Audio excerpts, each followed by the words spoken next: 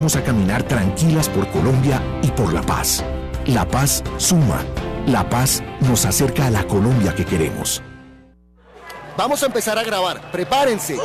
¡No! ¡Así no! ¡Corte! Ay, señor, entonces, ¿cómo lo quiere, hombre?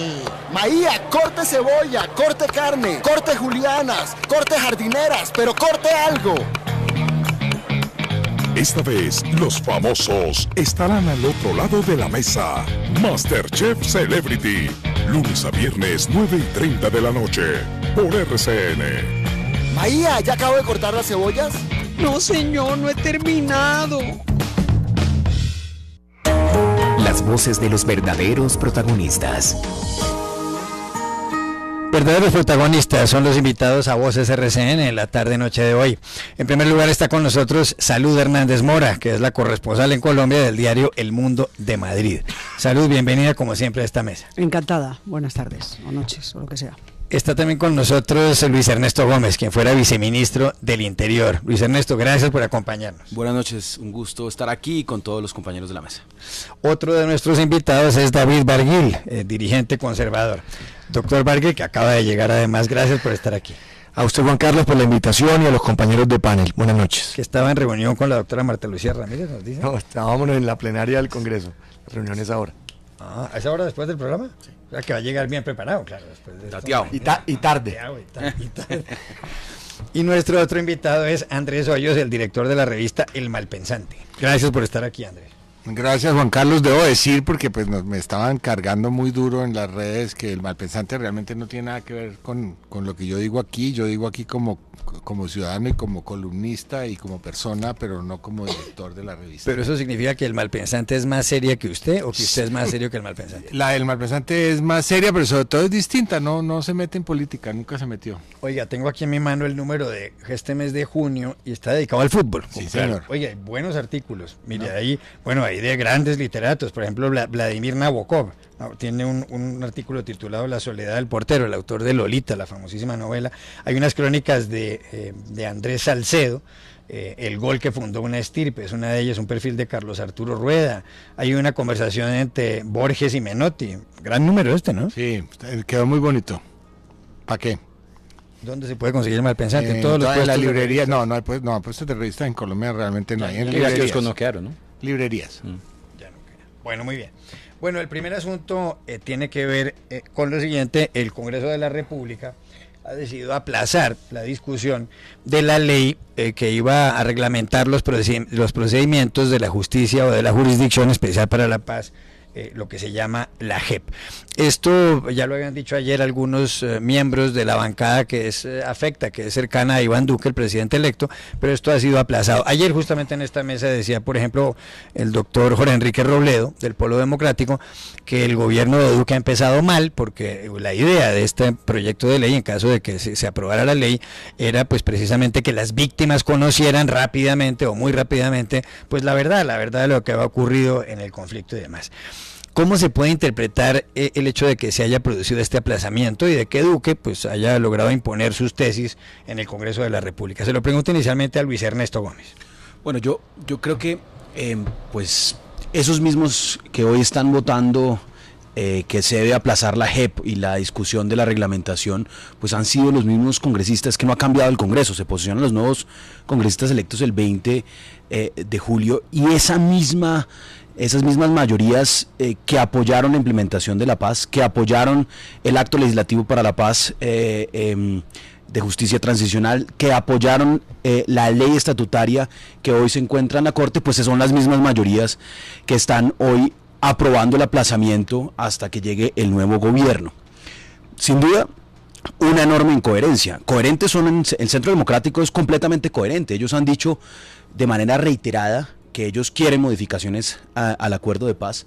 Ellos han dicho de manera reiterada que quieren modificar la justicia especial, pero es verdaderamente vergonzoso que los parlamentarios que apoyaron y votaron a favor de las iniciativas de paz, las mismas personas hoy estén con estas nuevas realidades políticas, pues básicamente reacomodándose sin vergüenza alguna a esas mayorías de Duque. ¿Qué me preocupa a mí? Que sin duda que no haya reglamentación implica que hoy la JEP no pueda operar, implica que hoy las víctimas no saben a dónde pueden acudir para las audiencias, implica que hoy desmovilizados de las FARC no tengan un mecanismo y un procedimiento para asistir y acudir, y lo peor de todo, las víctimas son las que con verdad generan los procedimientos al interior de la JEP.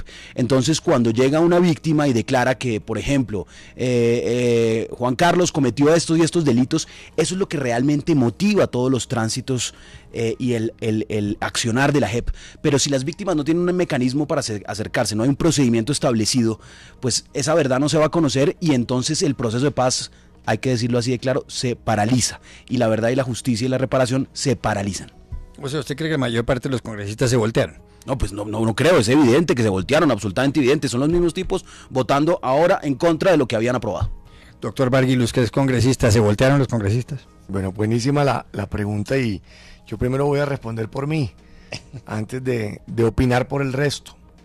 En mi caso, y lo recordé ayer, cuando se dio la votación para posponer hasta el miércoles, en el caso de la Cámara, el Senado pospuso, pero la Cámara sí lo hizo hasta el miércoles, creando una subcomisión para estudiar cuáles son las posibles modificaciones de la reglamentación de la JEP.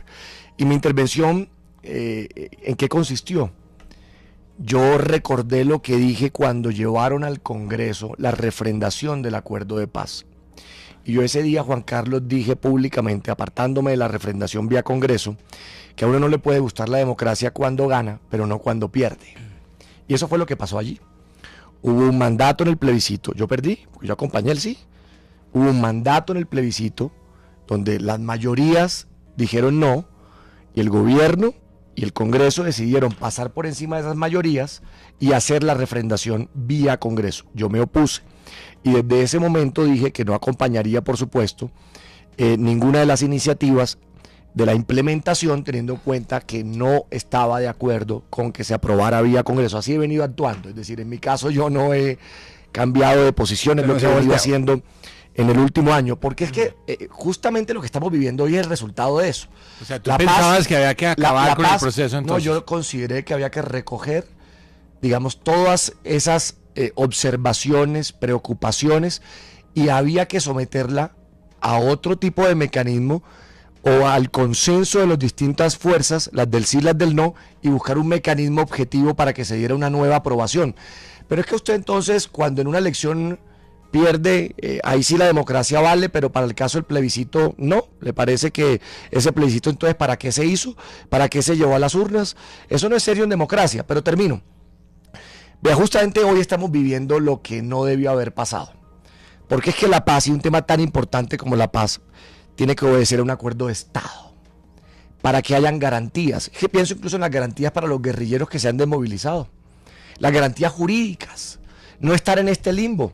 Mira lo que pasó hoy, ganó, digamos, un candidato que todo el tiempo dijo que había observaciones alrededor del proceso, que nunca ha dicho que lo va a hacer trizas, sino que hay preocupaciones y que quieren hacer modificaciones, y ese es el nuevo gobierno, y por no haber obedecido el acuerdo, a que todas las fuerzas políticas de alguna manera acompañaran como un acuerdo de Estado, un tema tan importante como es la paz, pues este es el resultado de ese tipo de decisiones. Y ese es el resultado de que hoy, y que ha dicho el Congreso, poco para terminar, que hay un nuevo presidente, que se han expresado unas dudas y unas observaciones alrededor del meollo del asunto, que es la JEP.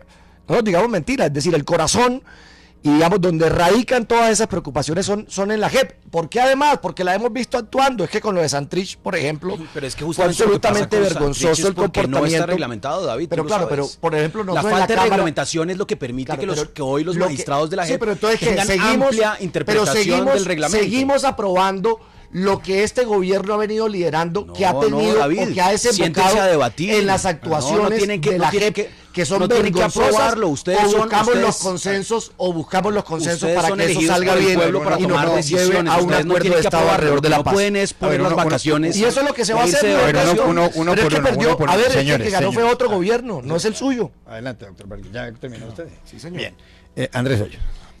Bueno, no, yo no, es decir, yo hasta entiendo lo que pasó hoy, pero lo que venía pasando, hoy Alejandro Linares, pues presidente de la Corte Constitucional, un personaje de alta significación, dice que, según ellos lo ven allí, después del no hubo una larga renegociación, se hicieron una serie de cambios muy importantes y que por lo tanto era razonable pasar eso por el Congreso.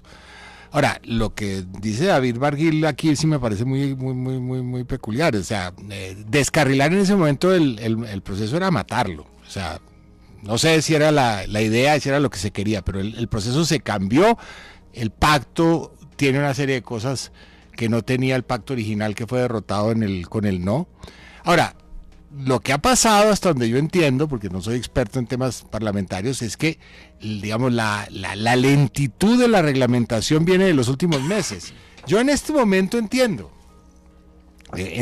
que el gobierno entrante, digamos, le aplique presión a su gente. Es decir, el problema no fue lo de hoy, el problema fue en los últimos meses que se demoraron la reglamentación. Pero porque estábamos en campaña. Bueno, a la Cámara hace una semana. No, listo, pero yo me acuerdo Lara, el senador Lara, digamos, el sabotaje sistemático de la mesa directiva. No, pero en honor a la verdad. Sí. Bueno, en el caso de la esa es la verdad. Esa no es la verdad. En el caso de este proyecto en particular, a la Cámara de Representantes llegó hace una semana.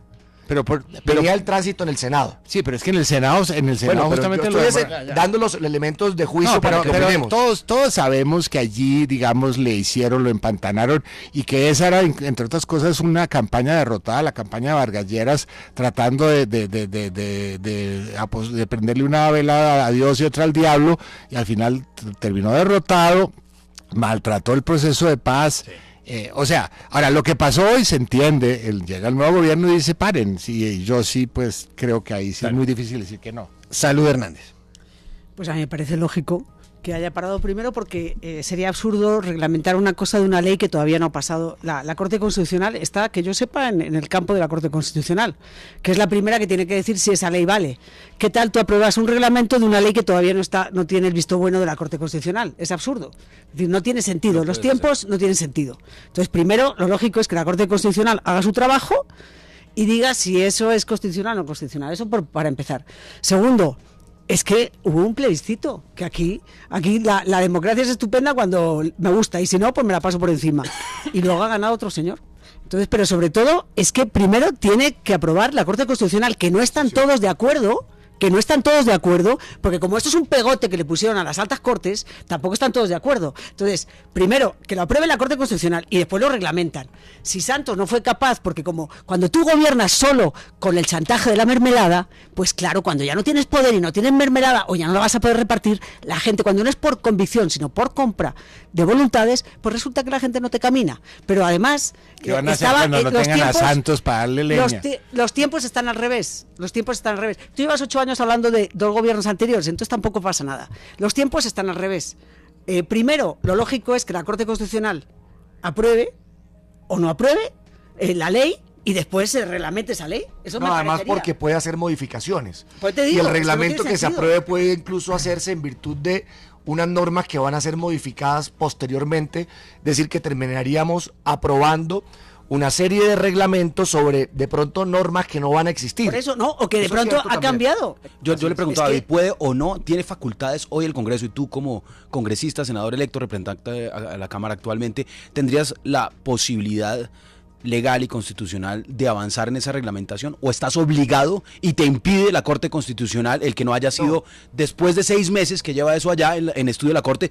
¿Puede o no el Congreso? Yo creo que sí. A ver, en un tema... yo creo que puede avanzar en la reglamentación. Lo que pasa es que esto es un tema nuevo, ¿no? Esto no hace parte del trámite ordinario en Colombia.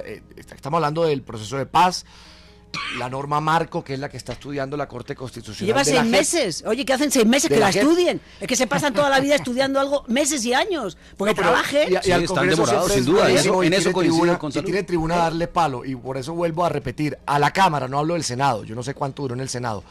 A la Cámara, donde está Rodrigo Lara, llegó hace una semana. Sí. Es decir, en la Cámara...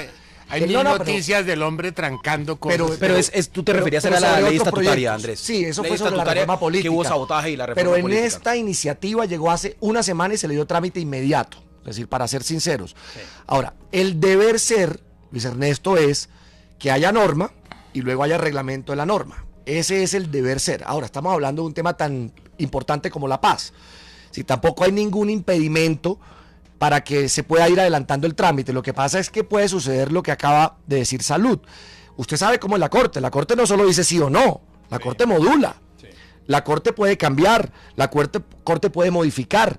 Entonces usted va a crear un reglamento de pronto de normas que no van a terminar existiendo o que van a ser modificadas, y ahí nos va a quedar chueco luego el reglamento y va a haber una contradicción absoluta, porque entonces la JEP y ese tribunal no va a tener la herramienta necesaria para operar, porque el reglamento nuevo no corresponde a lo que la ley marco determine la Corte Constitucional. Sobre eso yo escucho a David y entiendo que efectivamente podría avanzar, que evidentemente eso implique, si hay modificaciones o modula la Corte, que también habría haya que presentar otra ley, ¿no? Claro. Luego haya para modificaciones, modificar el pero reglamento. ¿qué ocurre? Yo la invitación es a la siguiente reflexión. Claro que es una buena excusa.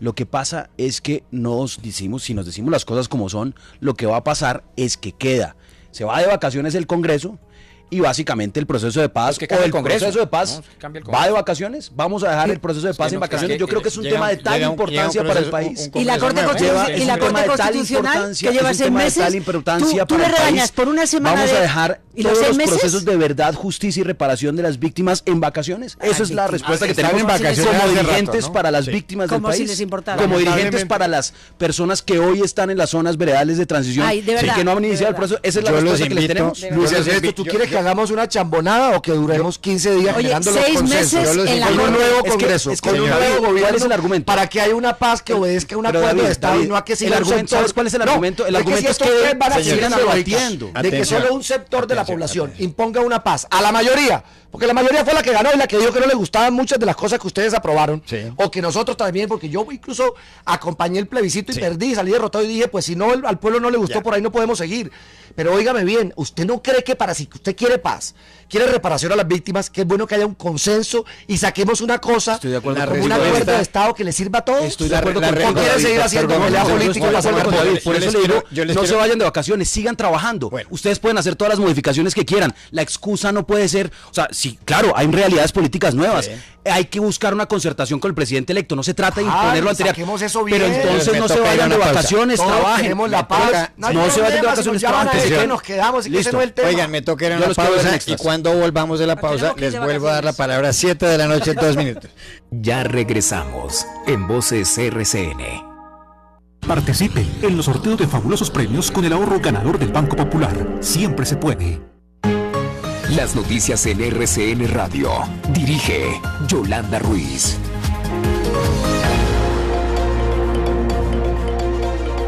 7 de la noche, 3 minutos en Colombia, 7 de la noche, 3 minutos, tiempo de actualizarnos con todas las noticias en RCN Radio. Mucha atención porque la policía anunció sanciones contra los colombianos en Rusia que se burlaron y ofendieron a ciudadanos japoneses. Francisco Cifuentes. Daniel, muy buenas noches. Así es, la Policía Nacional rechazó de manera enfática el hecho en el que un aficionado colombiano que aprovechando la barrera idiomática les hace repetir groserías a unas mujeres de nacionalidad japonesa que se encuentran en Rusia en el marco del Mundial de Fútbol. Las autoridades revelaron que en otros mensajes difundidos también por las redes sociales responsabilizan de este comportamiento a un integrante de la policía colombiana que se encuentra en ese país, pero que tras realizar las respectivas verificaciones se logró establecer que es un particular. Igualmente revelaron a través de un comunicado que están haciendo las coordinaciones con las autoridades rusas para tomar las medidas respectivas sancionatorias contra los autores de este video. Salud, usted de la idea de que se le está yendo la mano con este tema, ¿no? No, pero es que vamos a ver, una cancillería, de verdad, preocupada porque un señor ha hecho una estupidez para sus amigos. Y eso, es que a mí me parece, es que es de quinta división, que la Cancillería de Colombia, con todos los problemas que hay en el país y en el mundo, te ha dedicado a un estúpido que de pronto le dice a las japonesas, porque es que además eso yo lo he visto desde la universidad. A ver, di una cosa, entonces, di perral, ja. Vamos a ver, y de verdad, pero ¿no le da pena a la Cancillería? ¿No le da pena? Pero Martín Santos, el hijo del presidente, condenó también ese comportamiento. Oye, vamos a ver, entonces Martincito es el que maneja la política de este país. Entonces, como Martín resulta que no le gustó el video, entonces va y le dice, canciller, haga algo. Entonces, este gobierno lo maneja el presidente Santos, su hijo Martincito y Esteban. Ah, bueno, vale, pues es así, pues entonces hay que aguantarse. Entonces, la canciller se muere del pánico y se pone a mandar notas diplomáticas estúpidas. Yo soy de la Cancillería rusa y alucino en estéreo. Digo, no me lo puedo creer. Yo creo que esto es una broma de alguien. Es decir, él piensa que todavía el señor de la japonesa está gastando en una broma al ministerio. Es que no da ni siquiera para indignarse. No, es que no da para nada. No da para nada. Tampoco. ¿Cómo que no? ¿Cómo que no? ¿Tú tener un ministerio trabajando por una estupidez semejante? ¿A eso es a lo que se dedica el ministerio? Porque Martincito le asustó. Hombre, por Dios. Pero hay otras noticias, 7-5. Avanzamos con más noticias, claro que sí, Alejandro, porque archivaron la investigación en la Fiscalía contra las exministras Gina Parodi y Cecilia Álvarez. Mauricio Collazos. Sí, la Fiscalía concluyó que en este caso no se encontraban elementos de prueba que permitían inferir una posible responsabilidad por parte de las exministras en el trámite de la adición de la vía Ocaña-Gamarra. Recordemos una de las líneas de trabajo en relación con el escándalo de la multinacional brasileña Odebrecht. Esta investigación se relacionaba con una resolución emitida por la entonces exministra de Transporte, Cecilia Álvarez, en la cual, pues a través de otro sí, se permitió la ampliación de un tramo de la Ruta del Sol 2 para incorporar 2 peajes en la vía Ocaña-Gamarra. En este caso se cuestionó en su momento que supuestamente sobre estos peajes tenía interés la familia de la también exministra Gina Parodi. Avanzamos con más información porque rescataron con vida a los 2 mineros que permanecían atrapados en una mina de Angelópolis, esto en el departamento de Antioquia. Dubán Vázquez.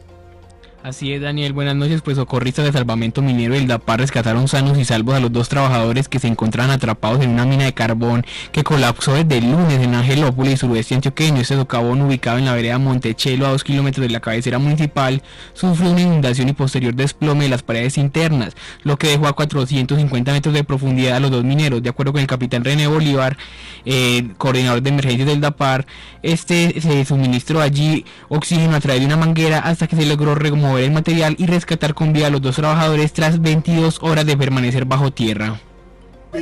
La ciudad de Masaya en Nicaragua se declara libre del régimen de Daniel Ortega. Kelly Cabana.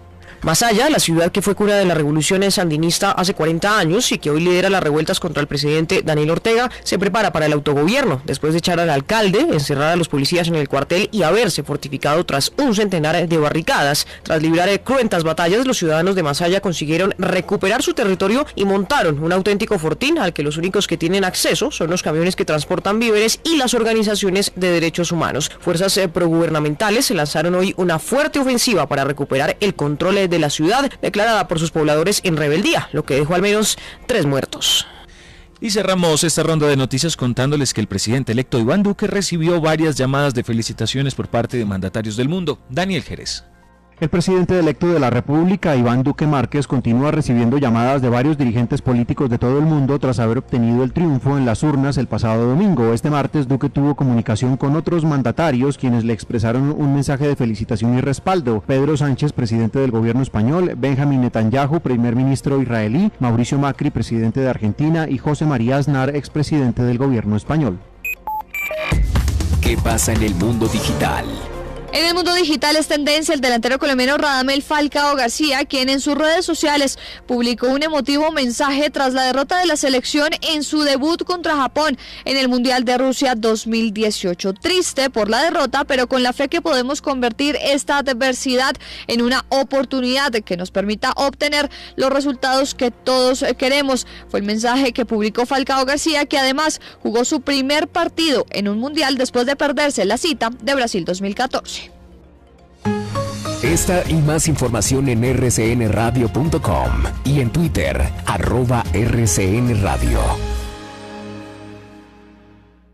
Antes, ahorrar sonaba así. Ahora suena así. Vuelve el ahorro ganador del Banco Popular. Si abre o tiene una cuenta de ahorros, mantenga un saldo promedio mensual de 300,000 pesos y participe en los sorteos de un carro, una moto y muchos premios más. Banco Popular. Somos Grupo Aval. Aplican restricciones. Productos sujetos a reglamentos y condiciones de uso. Vigencia del 2 de mayo al 30 de noviembre de 2018. Autorizado por Coljuegos. Vigilado Superintendencia Financiera de Colombia. ¿Ya conoces lo nuevo de Mi Movistar Prepago Todo en Uno? Ahora tienes más megas y minutos ilimitados a móviles Movistar. Movistar, elige todo. Aplican condiciones y restricciones. Más información en www.movistar.co. 7 de la noche, 9 minutos. Mi Movistar Prepago Todo en Uno. Así o más pegajosa esta canción, la amo. ¿Saben qué? Hagamos un remix. Vamos a mezclarla con lo nuevo de Movistar Prepago Todo en Uno. Ahora, tus segundos, megas y mensajes no vencen, se acumulan. Recarga desde 6,000 pesos y recibe más megas, miles de segundos y redes gratis. Además, minutos ilimitados a móviles Movistar. Movistar, elige todo. Aplican condiciones y restricciones. Más información en www.movistar.co.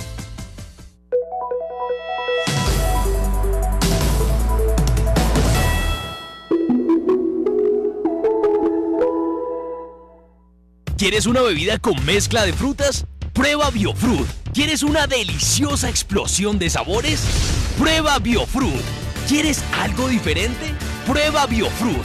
Prueba el nuevo Biofruit bien frío y disfruta todo el poder de las mezclas por solo 1.800 pesos. Precio sugerido al público. El poder de las mezclas se relaciona con los sabores a fruta.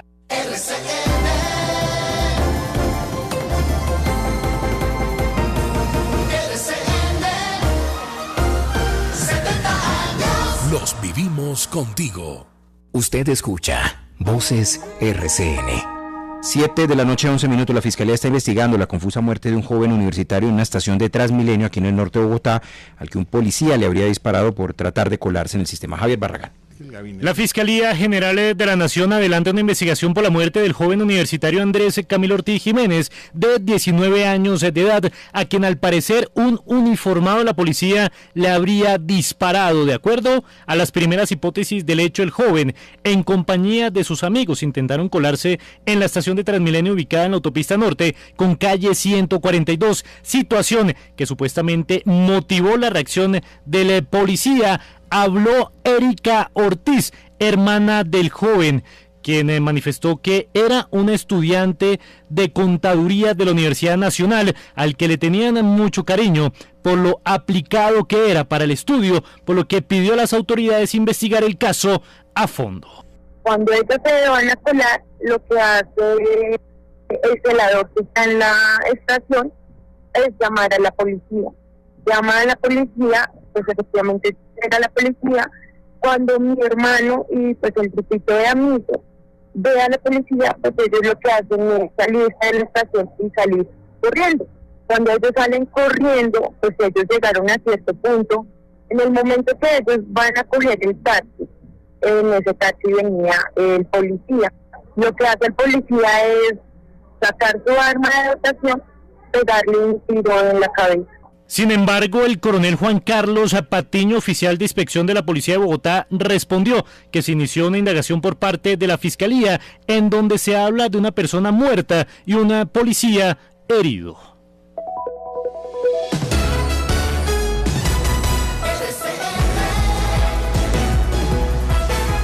RCN Bogotá, 770 AM y 93.9 FM.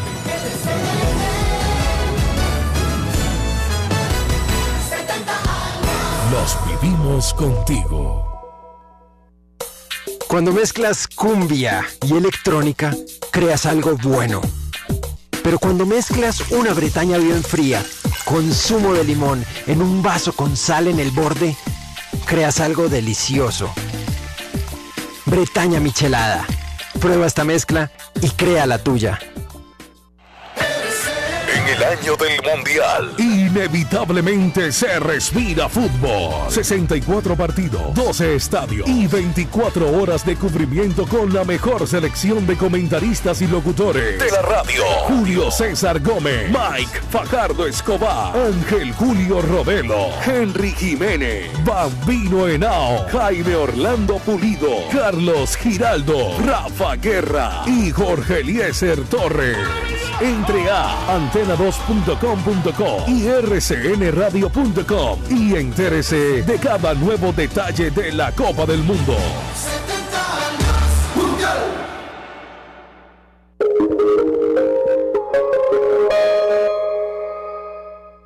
En RCN tenemos soluciones para cada una de las necesidades de nuestros oyentes. ¡Atención! El experto en soluciones de Servientrega ha entrado al estadio y le entrega la corbata al profe. En Servientrega movemos el mundo para entregarlo todo por nuestra selección, porque somos la logística oficial de la Selección Colombia. Servientrega, 35 años. De corazón, gracias.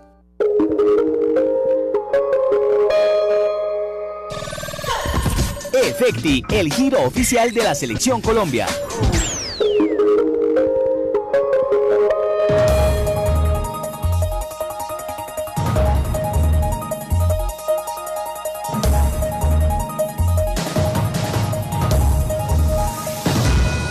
En Efecti se nos subió la pasión del fútbol a la cabeza. Vamos a gritar de alegría, a vivir con emoción cada partido, a bailar y disfrutar todos los goles. Los colombianos estamos con la cabeza puesta en el Mundial. Efecti, el giro oficial de la selección. Vigilado Mintic. Continuamos en Voces RCN. Seguimos en Voces RCN con Salud Hernández y también con Andrés Hoyos, Luis Ernesto Gómez y David Barguil. El presidente electo de Colombia, Iván Duque, dio hoy una rueda de prensa en donde hizo varios anuncios. Uno de ellos tiene que ver con que va a dar a conocer el gabinete ministerial en el mes de julio. Claro, ya faltan pocos días para el mes de julio, unos 10 días, 11 días para el mes de julio. Pero habló de otras cuestiones, dijo que se va a reunir pasado mañana con el presidente Juan Manuel Santos, pues para empezar las tareas de empalme. Habló mucho justamente de su comité de empalme, que va a estar encabezado por Alberto Carrasquilla, quien fuera ministro de Hacienda de Uribe y que suena mucho, y más adelante hablaremos aquí de gabinetología, para ser el primer ministro de Hacienda de Duque. Pero se refirió a Venezuela y en concreto a Nicolás Maduro y a las relaciones que tienen Bogotá y Caracas. Y Duque dijo esto. Nosotros no podemos aceptar una representación con un gobierno que consideramos ilegítimo. Obviamente lo que se mantendrán serán las relaciones consulares, que hacen parte de los protocolos normales del derecho internacional para manejar todos los temas migratorios. Dijo Duque que no le parece bien que haya unas relaciones con un régimen que considera ilegítimo. ¿Aquí acierta Iván Duque o se equivoca y más bien debería tratar de buscar algún tipo de diálogo, qué sé yo, de salida diplomática o algo así? Salud Hernández. A mí me parece perfecto que no tenga embajador en una dictadura como la de Venezuela. Me parece que hay que presionar a ese régimen para ver si se tumba de una maldita vez. Y es que además ser embajador de Duque en Caracas es tan estúpido como, es decir, es no hacer nada, absolutamente nada, es como perder el tiempo. A mí me parece que es un símbolo y es un signo importante de rechazo a esa dictadura, y ojalá que al minuto siguiente se salga a Colombia y deje de pagar esa otra broma que es UNASUR, que es otra tomadura de pelo y es una cuota burocrática de Maduro, y antes la utilizó Santos. Entonces ojalá que también al minuto siguiente saque a todo el mundo de UNASUR y que hagan con ese engendro lo que les dé la Pero gana. en efecto práctico, ¿no? Ya Colombia está retirado junto con otros países. No, todavía no está retirado. Todavía no está retirado. Yo no he oído. Chile no, está retirado UNASUR, sigue, pues que yo sepa, Colombia no se ha retirado UNASUR. Seguimos en UNASUR. No existe eso. Perdona, vete a UNASUR y ya verás tú cómo existe, y hay colombianos, y hay burocrático y hay fortín burocrático. Es decir, hay que hacer gestos. Me parece que un gesto bueno no tener embajador, y otro gesto bueno salirnos de ese engendro. ¿Es una buena decisión esta de no mandar embajador a Caracas por parte de Iván Duque, Luis Ernesto Gómez? Bueno, yo creo que coincidimos todos aquí en que Venezuela es una dictadura, que se eligió y se reeligió por un periodo extenso de manera ilegítima en términos de democracia. Y lo primero que tenemos que defender desde Colombia es la democracia en todas sus formas. De hecho, hoy estamos viviendo una transición democrática en Colombia, donde gana la oposición, que ha ejercido con seriedad la oposición. Somos derrotados dentro de esta transición y tránsito democrático, y eso es bueno para cualquier sociedad, así que eso es un pilar fundamental que hay que proteger. ¿Cuál es el riesgo? Digamos, el que no haya un embajador, seguramente el rol o la actividad misma del embajador será marginal. Yo coincido en eso con Salud, que no hay mucho por hacer en un país como Venezuela como embajador, porque las relaciones son muy complicadas. Que haya funciones consulares es fundamental. Hay muchos colombianos viviendo en Venezuela, requieren de un servicio consular robusto. Sin embargo, ¿cuál es la preocupación? Tenemos claro que el país vecino está en crisis absoluta económica, democrática, y si las relaciones con Venezuela se tensionan, pues evidentemente esto implicará que va a haber una migración masiva, un retorno más fuerte de lo que ya hemos visto de colombianos que están hoy viviendo en Venezuela, de venezolanos que cruzarían la frontera. Yo creo que eso podría representar una crisis inmunitaria también en Colombia, y por eso las medidas que se tomen con Venezuela no solo pueden ser simbólicas, sino que tienen que tener en cuenta pues lo que implica el cuidado de esa frontera y la realidad única, y es que siempre seremos vecinos de Venezuela, siempre seremos vecinos de Venezuela. ¿En qué cambia el que haya embajador? Sí, o sea que usted cree que si se aprieta más desde el punto de vista diplomático a Venezuela, los símbolos están más bien, pero si se aprieta mucho y se inestabiliza demasiado las relaciones, eso va a tener un impacto negativo sobre Colombia, y es importante que el presidente electo considere eso. Andrés. No, yo sí creo que esto era más o menos evidente que iba a pasar así, en cierto sentido tiene que pasar. Al régimen de Maduro le han dado muchas largas. No creo que esto, digamos, tenga un efecto así muy apreciable sobre la migración. Tiene efecto apreciable la pésima gestión, digamos, de la distribución de comida, de drogas, ¿no? Eso es lo que manda a la gente fuera del país, no que haya o no embajador de Colombia. O sea, y además Duque, pues, digamos, tiene que ir cumpliendo algunas de las cosas que dijo. Entonces a mí me parece que esto sí era más o menos evidente. No va a haber por ahora rompimiento de relaciones. Obviamente Maduro va con la lora esa que da todo el tiempo, el tipo parece hablando desde Marte, pues como si realmente fuera Suiza, y entonces que Suiza impartiendo elecciones al mundo, y uno dice, oiga, pero o sea, mire por la ventana, hermano, no deje la lora y mire por la ventana, su pueblo está vuelto nada, y usted hablando como si fuera el presidente de Suiza. No, yo creo que esto era obvio y no le veo mucho misterio. David Berguil. Sí, yo creo que esa diplomacia débil, ambigua, no funciona con Maduro, pues nos lo han demostrado. Todos estos años, con ese régimen dictatorial, no funcionan esas aguas medias, al contrario, eso le da oxígeno. Ellos se han alimentado de ese tipo de comportamientos, no solo de Colombia en el pasado, sino de otros países del continente y del mundo. Lo que hace Colombia creo que es muy importante porque va a ser observado por otros países. Somos el vecino, el socio comercial histórico, es decir, compartimos una historia en común. Así que es muy importante ese mensaje para el mundo. Creo que es acertada la decisión, y por supuesto aquí lo que hay es que la comunidad internacional tiene una inmensa responsabilidad frente a la crisis humanitaria y social que está viviendo este pueblo hermano, y todos los esfuerzos que podamos hacer para empujar a que esa dictadura salga del poder, pues hay que hacerlo. Incluso Nicolás Maduro se pronunció hoy con respecto al presidente Juan Manuel Santos y dijo lo siguiente. Pues a ver si la tenemos, no tenemos la voz, pero dijo que el gran perdedor de las elecciones es Santos. Eso fue lo que señaló el presidente venezolano. Dijo que lo único que ha hecho más o menos bien era el proceso de paz. Es lo que dijo. Pero pues en eso no se equivocó Maduro. Evidentemente es una derrota para el presidente Santos el que haya ganado su oposición. Eso no se puede desconocer. Obvio. Maduro poco acierta, pero en eso hay que reconocerle que acertó. ¿Qué efectos podrá tener en Venezuela el hecho de que Duque vaya a la Corte Penal Internacional a denunciarlo, como prometió Andrés Hoyos? ¿Cambia en esto algo o es la misma? Pues, de lo mismo? Pues digamos que para que la Corte Penal Internacional pueda proceder contra un personaje como Maduro, tiene por un lado que estar fuera del poder, por otro lado estar fuera del país. Y eso pues por ahora no se ha dado.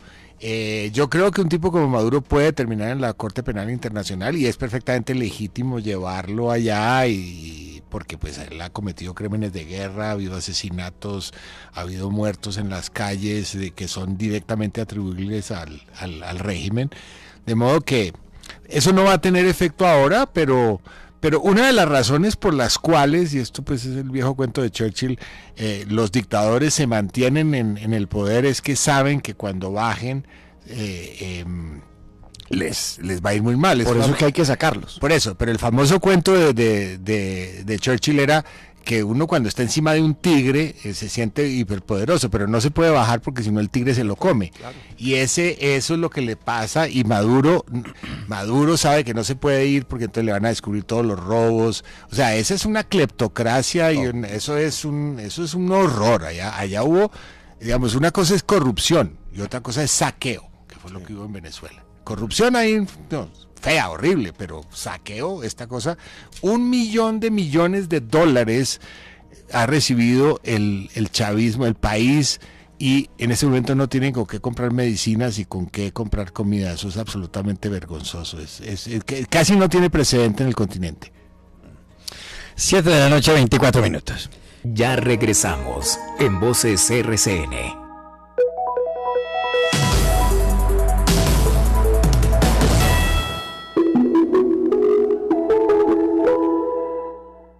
En RCN tenemos soluciones para cada una de las necesidades de nuestros oyentes. ¡Atención! Atención, el experto en soluciones de Servientrega ha entrado al estadio y le entrega la corbata al profe. En Servientrega movemos el mundo para entregarlo todo por nuestra selección, porque somos la logística oficial de la Selección Colombia. Servientrega, 35 años. De corazón, gracias. Usted escucha Voces RCN. 7 de la noche, 25 minutos, y una buena noticia para quienes estamos en Bogotá, porque desde hoy inicia la Feria Callejera del Libro aquí en el centro. Juan Manuel Vargas. A partir de hoy hasta el 1 de julio se llevará a cabo la Feria Callejera del Libro en el centro de Bogotá. Allí los ciudadanos tendrán la oportunidad de disfrutar de actividades culturales gratuitas y comprar libros entre las 8 de la mañana y las 8 de la noche. Alejandro Flores, gerente de literatura de IDARTES. Este es un espacio donde los ciudadanos bogotanos que visiten el centro de la ciudad van a poder comprar, conocer la oferta bibliográfica que tienen los libreros minoristas que tenemos en Bogotá. Aquí pues la gente va a encontrar libros usados. El evento se realizará en la plazoleta del Rosario, ubicada frente a la estación Museo del Oro, donde se encontrarán varios estantes que contienen libros usados, obras que posiblemente ya no se consiguen en otros espacios.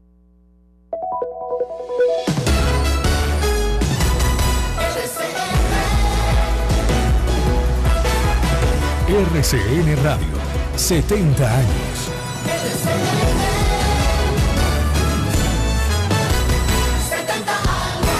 Los vivimos contigo.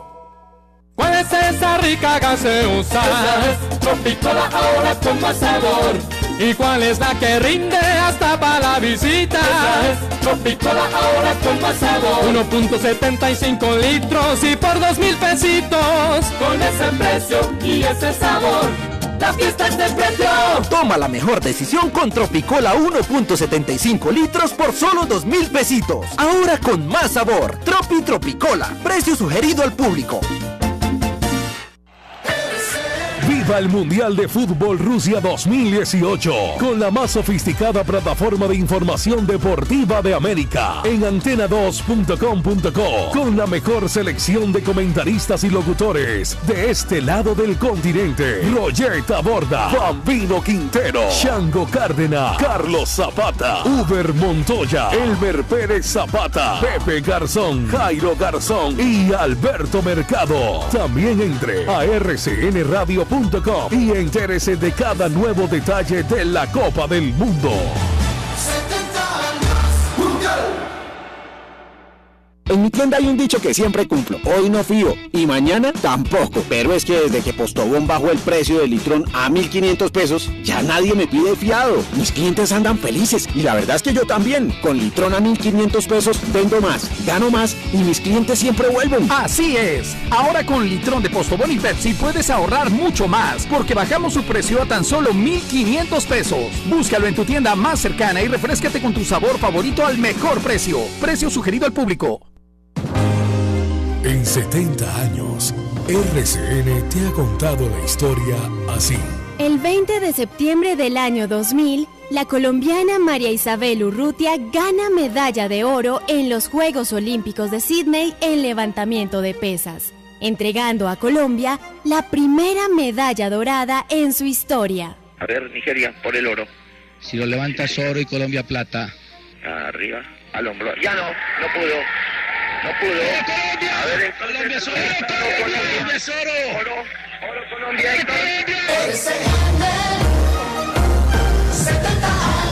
La vivimos contigo.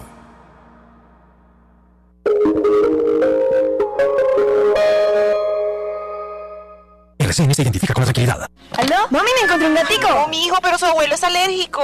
Pero ahí está jugando. Tranquilo, nosotros respondemos. Asegúrese. Seguro Bolívar. Vigilado Superintendencia Financiera de Colombia. En Tacho Pistacho, los fines de semana tienen un sabor muy dulce, una actitud traviesa y un olor exquisito. Todo gracias a que podemos volver a ver MasterChef Junior los sábados y domingos a las 4 de la tarde. En Tacho Pistacho, tu nuevo canal infantil. Encuéntranos en tachopistacho.com y en la TDT.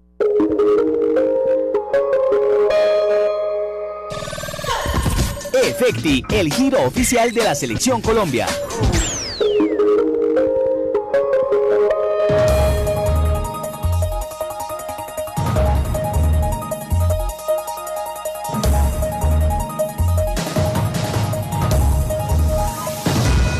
En Efecti se nos subió la pasión del fútbol a la cabeza. Vamos a gritar de alegría, a vivir con emoción cada partido, a bailar y disfrutar todos los goles. Los colombianos estamos con la cabeza puesta en el Mundial. Efecti, el giro oficial de la selección. Vigilado Mintic. Continuamos en Voces RCN. 7 de la noche, 30 minutos. Seguimos en Voces RCN con Salud Hernández, Luis Ernesto Gómez, Andrés Hoyos y David Barguil. Uno es deporte nacional, cada vez que hay elecciones, es hacer la gabinetología. Tratar de establecer quiénes van a ocupar las distintas carteras ministeriales y los altos cargos en la Casa de Nariño. Ahí hay consejería, secretaría general y demás. Uno lee la revista Semana, por ejemplo, o el diario El País de Cali, o el Colombiano de Medellín, incluso el periódico El Espectador también, y aparecen distintos nombres. Entonces dicen aquí que el presidente electo, Iván Duque, cuando tome posesión de su cargo el 7 de agosto, va a hacer nombramientos como por ejemplo los siguientes. Lo que señalan es que la secretaria privada del presidente va a ser María Paula Correa, que viene de trabajar en los Estados Unidos y que ha estado con él permanentemente. Algunos señalan que Jorge Mario Eastman va a ser el secretario general de la presidencia o que puede ser ministro del Interior. Cuando se menciona la Cancillería, el Ministerio de Relaciones Exteriores, hay un nombre que suena con fuerza, que es el de Carlos Holmes Trujillo, un hombre del Centro Democrático que ha sido ministro y embajador. En Hacienda, el Ministerio de Hacienda, todo apunta a que va a estar Alberto Carrasquilla, quien fuera ministro de la misma cartera de Álvaro Uribe, o Juan Pablo Córdoba. En el Ministerio de Justicia suenan Francisco Barbosa, un hombre muy cercano a Duque, fue compañero de él en la universidad, que tiene un doctorado en Derecho en la Universidad de Nantes, en Francia, y otros dicen que ahí podría estar Rafael Nieto Loaiza. En el Ministerio de Transporte, y aquí voy terminando, para ese ministerio suena mucho Dimitri Zaninovich, quien ha estado trabajando en el gobierno del presidente Santos, y en la alta consejería para la paz se menciona a Alejandro Eder. ¿Hay algún par de nombres? Sí, anote 50% este nombre. de mujeres, ¿no? Alicia Arango, Alicia Arango, que fuera secretaria privada del expresidente Álvaro Uribe, muy cercana al círculo de Iván Duque, podría ser la nueva ministra de Cultura. Y también se habla de Cultura, Alicia Arango. Dios me libre. Y en el Ministerio de las TIC estaría Federico Hoyos, hasta el 20 de junio, representante de la Cámara del Centro Democrático. Bueno, es verdad que faltan muchas carteras y que Duque ha dicho que va a nombrar por lo menos el 50% de mujeres, o que va a estar eso dividido. Luis Ernesto Gómez, ¿le suena ese gabinete? Pues esos nombres que dan los medios de comunicación, ¿le suenan bien? ¿Le parecen que son muy radicales? ¿No son tan radicales? ¿Cómo le parece el asunto? Yo creo que en la conformación de su gobierno vamos a saber realmente cómo va a gobernar Iván Duque. Si va a gobernar con el ala moderada, del cual él hacía parte, digamos, a lo largo de la campaña, endureció su discurso en muchos aspectos, frente al proceso de paz, frente al tema de libertades individuales, entre otras, y por eso yo creo que puede escoger gobernar con el ala más dura que lo acompañó. Ejemplos: Vivian Morales, Alejandro Ordóñez, el mismo Rafael Nieto, un ala mucho más de derechas, o puede gobernar con un ala más moderada. Yo personalmente, como colombiano, aspiro a que el presidente Duque pues se aleje de esa ala radical. Yo creo que al país le viene muy bien que él gobierne con moderación, que se rodee de personas no solo muy técnicas, que en eso creería que lo hará por su perfil, pero especialmente que lleguen a las distintas carteras y a los distintos altos cargos del Estado personas moderadas y garantistas en materia de derechos. Y en eso, a pesar de que lo hago con el deseo, los primeros días y las primeras horas del gobierno del presidente electo Duque, o no del gobierno, perdón, desde la elección de Iván Duque, pues mandan mensajes muy distintos a los del discurso. El discurso es conciliador, el discurso del domingo es conciliador, pero vemos decisiones frente a la implementación del acuerdo de paz y la justicia de paz que preocupan sin duda, donde se aplaza una discusión y se pone en riesgo la implementación del proceso de paz. Vemos también unas declaraciones de una persona muy cercana al presidente Uribe y muy cercana en esta etapa al presidente electo Duque, Alicia Arango, hablando de que el jefe es Álvaro Uribe. Y recordemos que el presidente Santos rompió relaciones con Álvaro Uribe justamente cuando tuvo independencia a la hora de escoger sus ministros. Entonces la pregunta aquí es: ¿va Iván Duque a independizarse de su progenitor, va a independizarse el presidente electo de quien lo eligió, va a marginarse de sala radical o va a obedecer el mandato como hoy sugiere la entrevista que dio Alicia Arango en la W, va a hacerle caso y va a tener un jefe el presidente de la República. Andrés Hoyos. A ver, yo te diría que estoy de acuerdo con la premisa básica que dice que el gabinete es absolutamente esencial para saber para dónde va Duque, si va hacia un camino un poco más hacia el centro o se va hacia el camino extremo. Normalmente, digamos, la mayoría de los rumores los ponen a circular las propias personas que aspiran a tener un puesto. Por ejemplo, la entrevista que le dio Alicia Arango a la W hoy, en que más o menos de ella se ha hablado que podría ser superministra y no sé cuántas cosas, y al mismo tiempo pues recordándole a Duque que el jefe real del movimiento es Álvaro Uribe, dice nuestro jefe, ¿sí? Obviamente en las redes sociales se reventaron con ese cuento porque evidentemente el presidente de la República no puede tener jefes, ¿sí? Es decir, y si acepta jefes se hunde.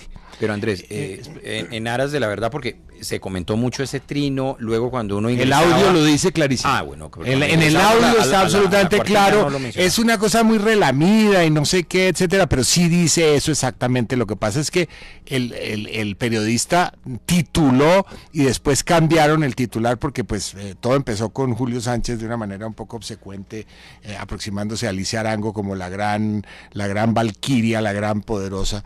Entonces, no sabemos realmente quiénes van a ser.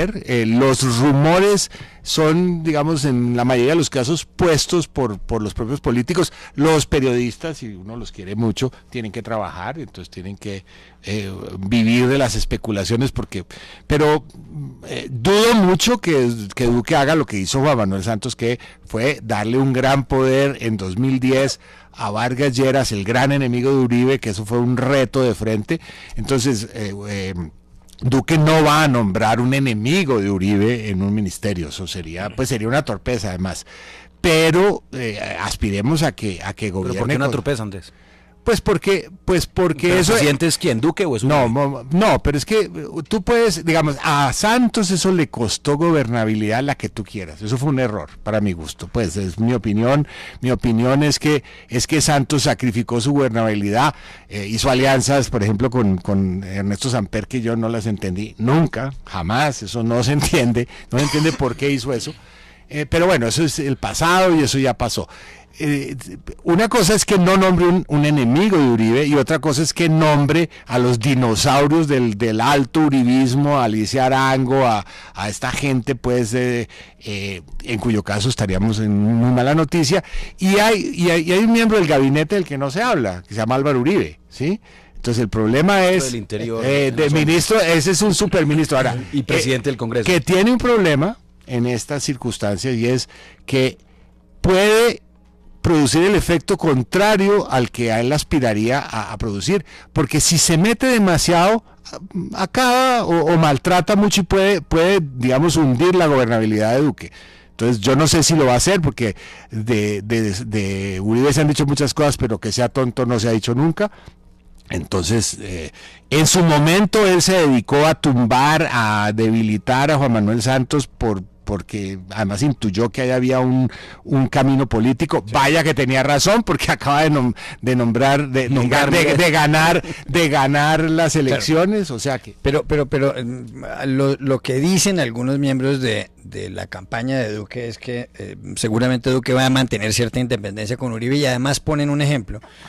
Cuando el expresidente Álvaro Uribe calumnió, porque hay que decir que fue una calumnia, a Daniel Samper Ospina, aquella vez que dijo, en cierto modo sugirió o señaló que Daniel Samper Ospina era pedófilo y demás, la única persona que se distanció en el Centro Democrático, y esto dicen en la campaña de Duque, de Álvaro Uribe, fue el propio Duque, que dijo que uno tenía que respetar la honra de las personas, pero que también había que hacer periodismo con responsabilidad. Y eso es lo que dicen, que quizá Duque va a ser más bien independiente de Uribe, y que Uribe no se va a meter mucho. No pensemos que va a ser pues de la campaña, o están exagerando. Es decir, que el jefe del partido es Uribe, pero que el presidente de la República será Duque, eso es lo que ellos manifiestan. ¿Jefe del partido? o jefe de Estado. Juan Carlos titula ahorita la BBC, dice, Colombia's new president, Iván Duque, puppet o rockstar. ¿Será una marioneta o un rockstar? Pues yo quisiera que fuera un rockstar. Me parece poco Bueno, creo poco que se les fácil ha ido la con mano, ese- y lo comentábamos ayer a varios títulos, New York Times, Washington Post, que estaban calificando en sus titulares, ¿no?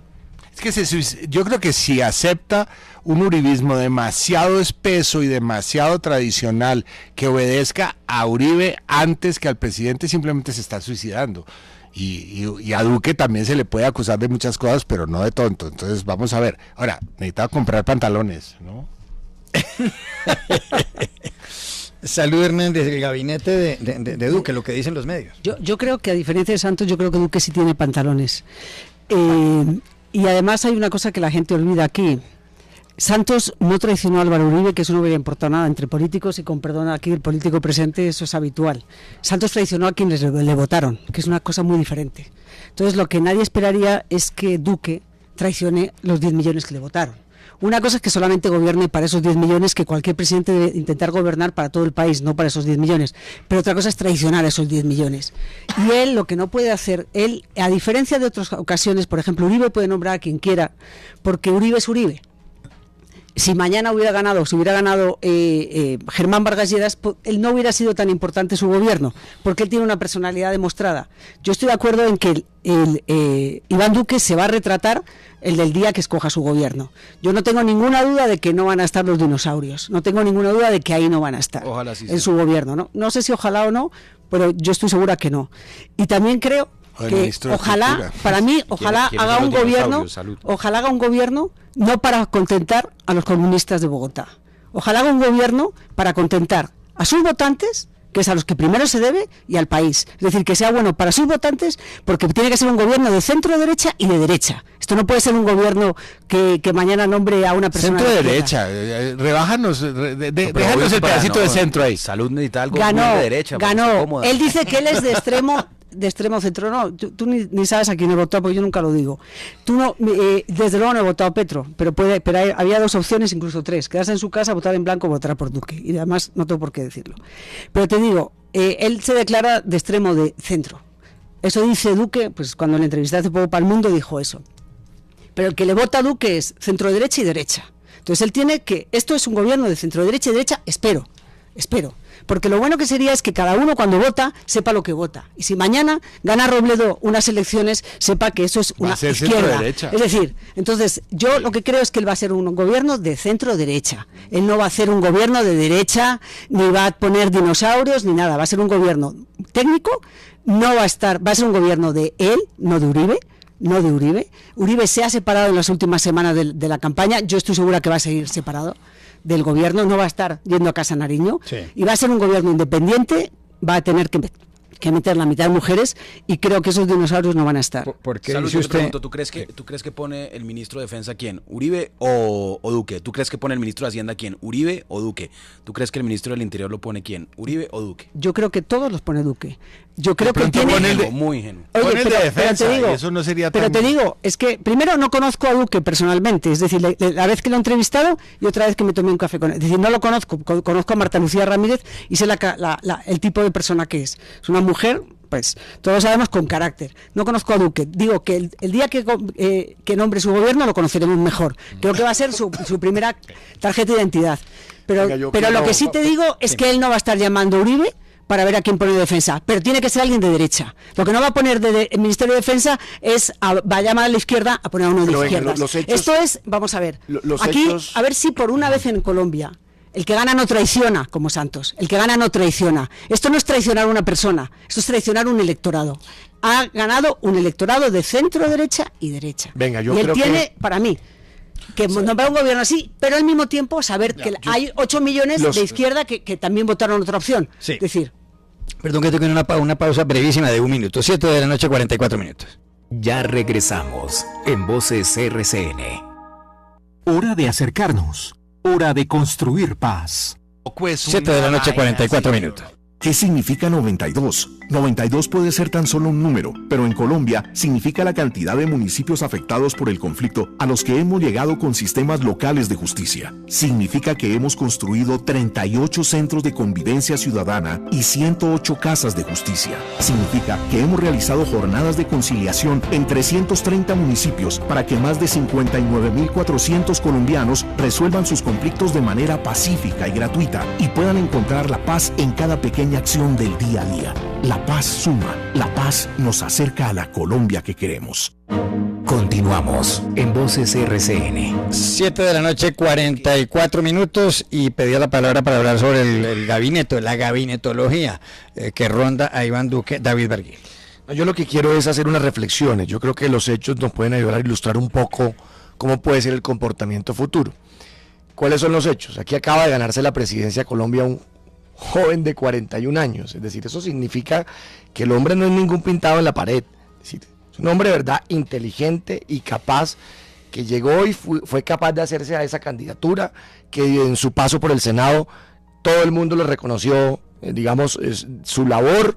Es un hombre inteligente, y esa inteligencia creo que le va a llevar a nombrar un gabinete que sorprenda al país de manera positiva, que una a Colombia, porque yo estoy de acuerdo con Salud, obviamente él lo eligió unos electores de centro derecha y él no puede salir a traicionar ese mandato, ni puede salir a traicionarse a él mismo, porque es que lo que uno promete en campaña es lo que uno tiene que salir a cumplir en el momento en que sale elegido para un cargo de elección popular. Es que, no todo. Bueno, pero justamente eso es engañar al elector, y para eso luego vienen, claro que sí, yo le prometo a la gente, todo. No, entiéndame lo que le acabo de decir. Uno sale en tarima a decir, yo voy a llegar al poder para hacer esto y esto y esto, y es lo que la gente espera que uno haga. Pero hoy Iván Duque es el presidente de todos los colombianos, y yo creo que él lo tiene muy claro. Y cuando le hablo de los hechos no se nos olvide, él no era el favorito de los radicales en el centro democrático, bastante matoneo que le hacían, eso fue público. Primero cuando se dio la decisión esa interna para escoger la candidatura, es decir, eso fue una cosa dura allá adentro. Y eso ya nos va ilustrando de que el hombre va a salir, creo yo, con un gabinete técnico, joven, preparado.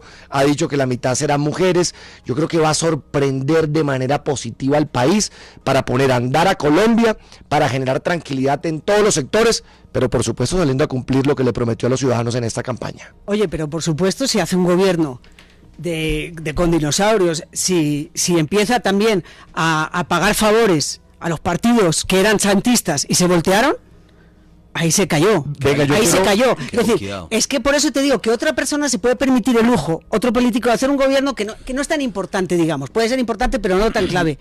Lo malo de él es que su tarjeta de presentación ante el país, la primera, va a ser su como yo escuché aquí unos ataques, yo sí quiero defender a una persona, Alicia Aranco. Además porque la conozco muy bien.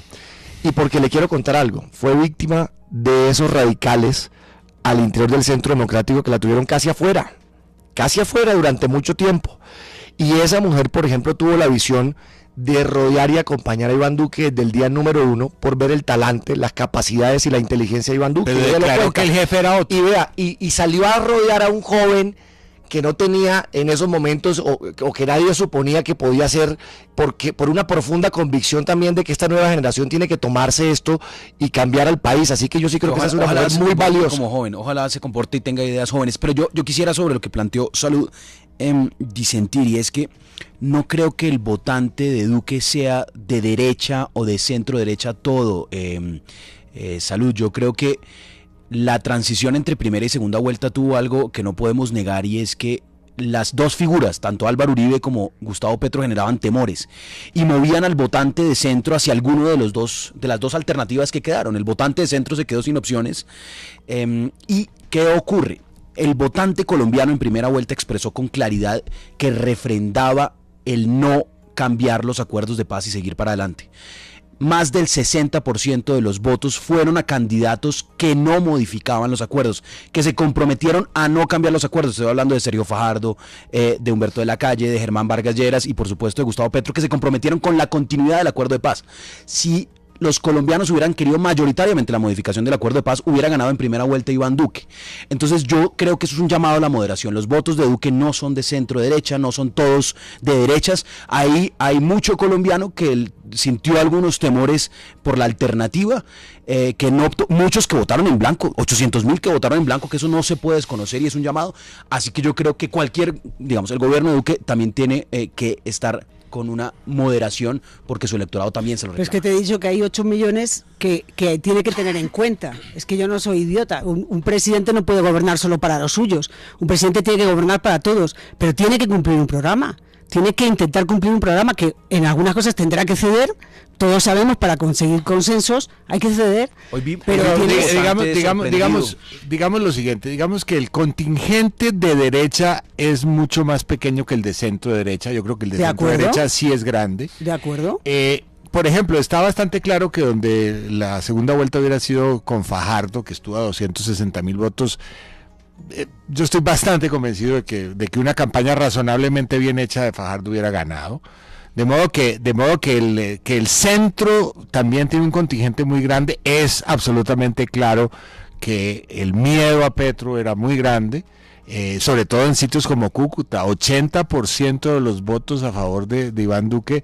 Eso simplemente es un miedo a Maduro. El producto de ese socialismo. Claro, pero en Bogotá, que tanto se donde hay columnistas, pues después lo empezaron a negar, pero todas las propuestas iniciales eran sustentadas en el socialismo que gobernó Venezuela. No me tienes que convencer. A mí me parece que Gustavo Petro es un personaje. Entonces, pero de ahí la aplicación a ese temor. Es decir, es que fue un temor infundado, como quieren pretender plantear. Pero una cosa que la gente está harta es esa cosa que puso el marchamo que puso Santos de extrema derecha.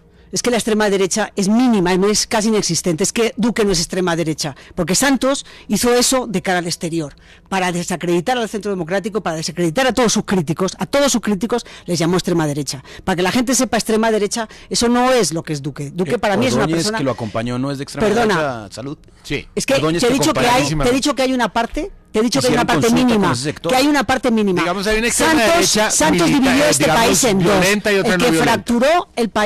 El que fracturó el país fue Santos, tildándonos de enemigos de la paz a cualquier crítico de su proceso. A cualquier crítico enemigo de la paz. Entonces, la gente lo que está harto es de esa división. ¿Pero qué vas a hacer cuando ya no esté Santos? La gente lo que está, pues no sé, hay otros que tampoco saben qué van a hacer cuando seguían. Durante 8 años estuvieron hablando del gobierno anterior. Yo hablo de cada gobierno. Sí. Muchos columnistas estuvieron 8 años hablando, no del anterior, del anterior. Yo hablo de cada gobierno durante 8 años, hasta el 7 de agosto hablaré de Santos, y después, cuando por fin se destapen todos los atracos al erario de Santos, cuando todos sus escándalos se destapen, que lo han tapado los medios durante 8 años, pues hablaré. Entonces, pero hablaré del gobierno de... ¿Va para la cárcel o algo así? No, desgraciadamente no. Pero bueno, criticaré el gobierno del momento. Criticaré el gobierno del momento. Necesita pasar también esa página. Yo también creo que lo bueno sería que exacerbada. Démosle que nos dé sorpresas. El gabinete va a ser un reflejo muy importante. Porque no deja jubilar a los expresidentes. El gran error de Uribe fue no jubilarse. Ojalá, es que se jubiló en 2010. Para todos. Ojalá se jubilen todos los expresidentes. Lo que más le conviene a Colombia, ojalá se jubilen, que le vaya bien, que sea moderado, que entienda. Es que él es moderado. Juan Manuel Santos, y que se jubile Álvaro Uribe. Es que ojalá se jubilen todos y no digamos Samper, no le vuelvan a dar un micrófono. Pero sabes que me da poca esperanza que hoy la unidad nacional que acompañó al presidente Santos está todita con el presidente electo. Pero vamos a ver, quién es el culpable de eso? ¿Y quién es el culpable de eso? Los partidos, claramente. No, pues, y de Santos, quien lo recibe y quien lo de Santos, que compró voluntades y no convenció. Y quien lo recibe. Pero ¿por qué va a ser culpable Santos de las decisiones que tomen los partidos? Lo que pasa ahí es una enorme incoherencia. Y si empieza a gobernar Duque con esa enorme incoherencia, pues no le va a ver tan bien. Pues por eso te digo que es clave el gobierno que haga. Y si empieza a pagar favores, entonces ahí se equivocará. Por eso digo que es clave. Ante un hombre de 41 años. Yo también creo que va a ser un gobierno que va toda la intención, la visión, y sabe que tiene la absoluta responsabilidad histórica de hacer un muy buen gobierno para todos los sectores, no para unos. Ojalá lo vamos a ver reflejado en el gabinete. Y aquí hay que rodear al presidente de la República, darle la oportunidad, porque es que tú lo acabas de decir, Luis Ernesto, que le vaya bien al gobierno es que le vaya bien al país, sin duda. Y esa oportunidad tenemos que brindársela, hay que rodearlo. Cuando se equivoque tendremos que salir a decir que no estamos de acuerdo y que hay que criticar, que ese ha sido nuestro talante, por ejemplo, pero ahora mismo todos deberíamos estar pensando en que es necesario que a Colombia le vaya bien, y para ello hay que acompañar a este gobierno arrancando. Se nos acabó el tiempo, señores. Gracias a Luis Hernández por haber estado aquí, David Barguil, Andrés Hoyos y Luis Ernesto Gómez. Y a ustedes los espero mañana nuevamente en este programa en Voces RCN, 7 de la noche, 54 minutos.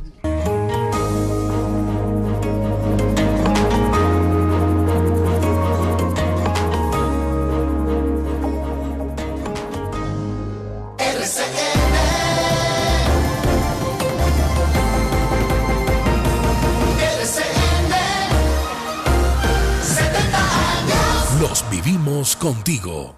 La organización Ardila Lule y la Universidad de Georgetown invitan a todos los colombianos a postularse como candidatos para obtener una de las 3 becas del programa de liderazgo para la competitividad global que se dictará en la Universidad de Georgetown en Washington, Estados Unidos.